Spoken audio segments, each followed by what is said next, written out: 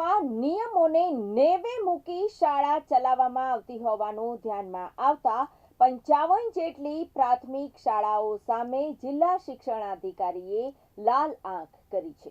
સુરતમાં 55 જેટલી પ્રાથમિક શાળાઓ સામે જિલ્લા શિક્ષણાધિકારીએ લાલ આંખ કરી છે।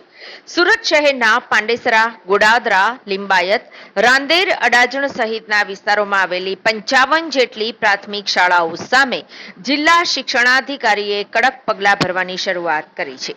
ખાસ કરીને જોવા જઈએ તો સરકારી અધિનિયમો મુજબ શરૂ કરવામાં આવેલી પ્રાથમિક શાળાઓમાં નિર્ધારિત વિદ્યાર્થીઓની સંખ્યા, શિક્ષકો, શાળાના આચાર્ય અને માળખાગત સુવિધાઓ અત્યંત જરૂરી હોય છે।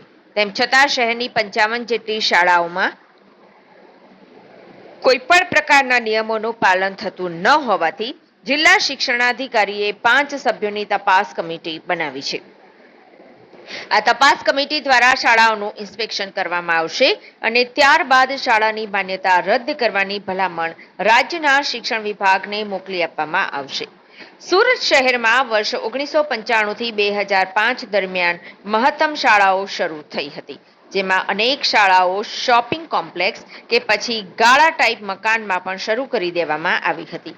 આવી શાળાઓ દ્વારા નિયમોનું પાલન જ કરવામાં આવતું ન હોવાથી સંભવત સમગ્ર રાજ્યમાં સુરત જિલ્લા શિક્ષણાધિકારી ભગીરથસિંહ પરમારે મહાઅભિયાન શરૂ કરતા નિયમોનો ઉલાળ્યો કરતી શાળાના સંચાલકો દોડતા થઈ ગયા।